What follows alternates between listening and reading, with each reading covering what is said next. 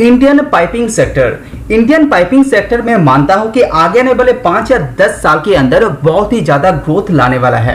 अगर एनालिस्ट का माने तो पिछले 5 साल के अंदर 9 to 10% ग्रोथ ये पाइपिंग सेक्टर दिखाया है और आगे आने वाले 5 या 10 साल के अंदर ये 14% तक जा सकता है।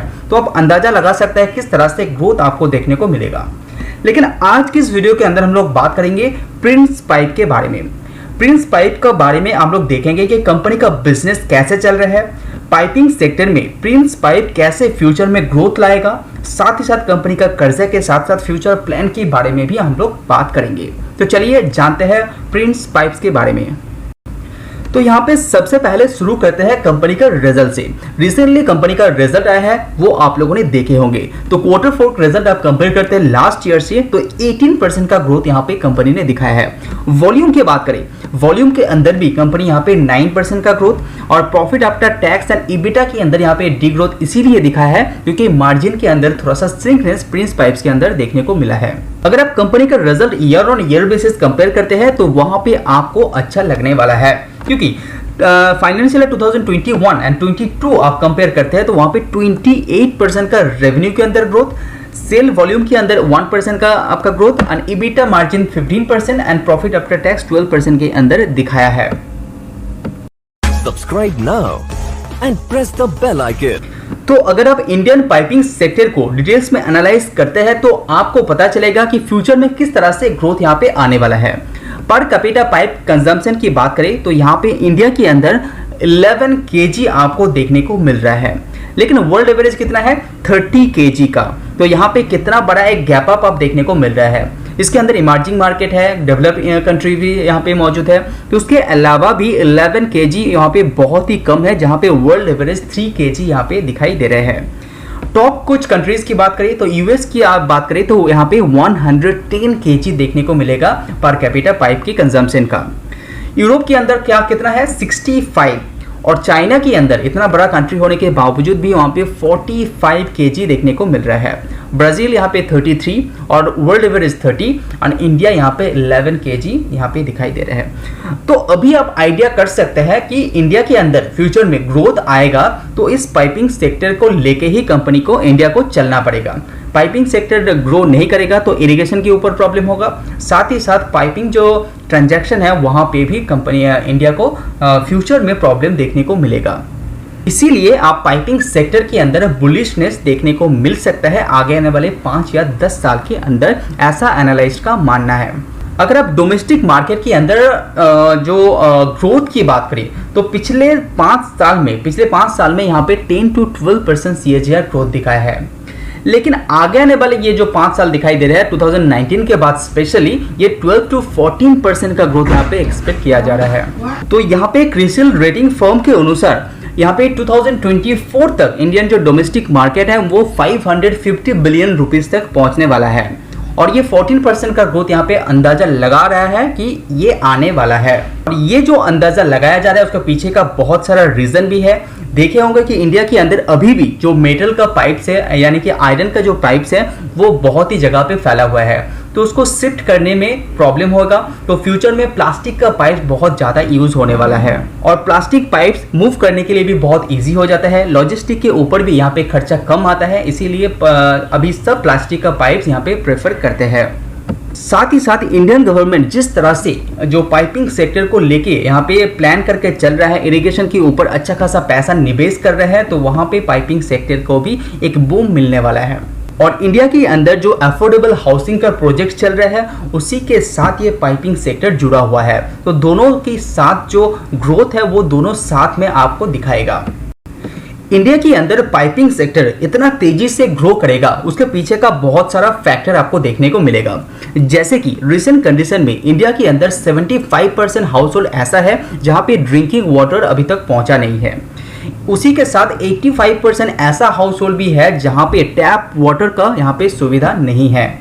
60 करोड़ आबादी ऐसे भी है जो वाटर के कारण बहुत सारा स्ट्रेस यहाँ पे लेते हैं। अगर आप राजस्थान की तरफ विजिट किए होंगे तो आपको पता चलेगा कि वाटर का क्राइसिस क्या होता है। साथ ही साथ यहाँ पे स्वच्छ भारत मिशन के द्वारा 12,294 करोड़ का बजट भी तय किया गया है, जहां से जो प्लम्बिंग सेक्टर है उसको बूस्ट मिले। साथ ही साथ दूसरा जो एक बजट है अमृत बोल के, वो उसके थ्रू भी यहाँ पे 77,000 करोड़ का यहाँ पे जो बजट तय किया गया है, उसके थ्रू भी पाइपिंग सेक्टर को एक फायदा मिलने वाला है। 2021 बजट के द्वारा बताया गया कि स्मार्ट सिटी मिशन के द्वारा भी जो पैसा यहाँ पे निवेश करने वाला है, वहां पे भी प्लम्बिंग सेक्टर को एक फायदा मिलने वाला है।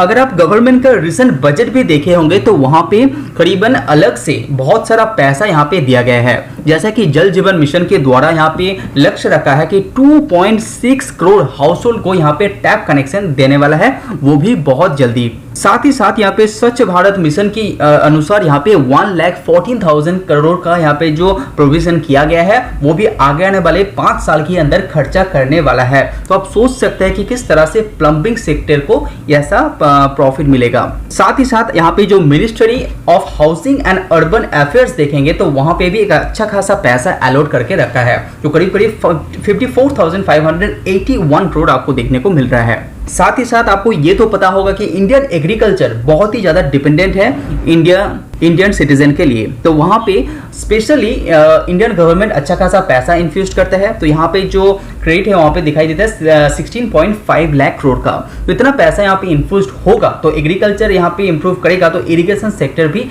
ऑटोमेटिकली यहाँ पे ग्रोथ के दायरे में आ जाता है। तो इसी सब कारण के चलते फ्यूचर में आपको पाइपिंग सेक्टर के अंदर जो ग्रोथ है वो कंटिन्यू रहते हुए आपको देखने को मिलेगा, और ऐसा माना जा रहा है कि ये जो ग्रोथ है वो पिछले ग्रोथ से भी तेजी आपको देखने को मिलेगा। अभी जो स्लाइड आप देख पा रहे हैं कि इसको देख के आपको अंदाजा आएगा कि प्रिंस पाइप्स के अंदर ही आपको क्यों निवेश करना चाहिए। अगर आप कंपनी का कैपेसिटी की बात करें तो कंपनी यहाँ पे लगातार अपना कैपेसिटी यहाँ पे इंक्रीज कर रहा है। तो जिस तरह से मार्केट के अंदर डिमांड यहाँ पे बढ़ रहा है, उसी हिसाब से प्रिंस पाइप अपना जो कैपेसिटी है वो एक्सपेंशन यहाँ पे कर रहा है, और आगे आने वाले 1 या 2 साल के अंदर यहाँ पे फेज वाइज कंपनी यहाँ पे अपना एक्सपेंशन जारी रखेगा। और स्क्रीन को पॉज करके आप यहाँ पे डिटेल्स में देख पाएंगे कि कहाँ पे कितना कैपेसिटी कंपनी का अभी भी है। अगर आप कंपनी का कुछ सालों का रेवेन्यू देखते हैं तो 2018 में कंपनी जहां पे 1315 करोड़ का रेवेन्यू अर्न करता था, वो यहां पे बढ़ के ऑलमोस्ट डबल हो गया है विद इन 5 इयर्स। तो अभी 2650 करोड़ का कंपनी सेल जनरेट करता है। यहाँ पे ईबिटा भी यहाँ पे ग्रो हुआ है, लेकिन मार्जिन यहाँ पे जिस तरह से ग्रो हुआ है, लेकिन लेटेस्ट ईयर में कंपनी का मार्जिन थोड़ा सा श्रिंक होते हुए आपको देखने को मिल रहा है। साथ ही साथ कंपनी का प्रॉफिट आफ्टर टैक्स देखिए, वहां पे भी बढ़ोतरी है। कंपनी का नेट टू डेब्ट इक्विटी रेशियो देखिए, वो यहाँ पे देखने वाला चीज है, क्योंकि जहां पे कंपनी पहले 355 करोड़ का कर्जा हुआ करता था, 2018 की मैं बात कर रहा हूं, वो कर्जा धीरे धीरे कम होते हुए फाइनेंशियल ईयर 2022 में 81 करोड़ का कर्जा दिखाई दे रहा है, और ये जो कर्जा है ये शॉर्ट टर्म के हिसाब से लिया जा रहा है। साथ ही साथ कंपनी का नेट वर्थ की बात करें तो वो यहाँ पे दिन भर दिन ईयर ऑन ईयर बेसिस यहाँ पे बढ़ रहा है, और डेट टू इक्विटी रेशियो यहाँ पे बहुत ही नीचे अभी दिखाई देगा। तो ग्रोथ के मामले में प्रिंस पाइप्स यहाँ पे बहुत ही तेजी से ग्रो कर रहा है।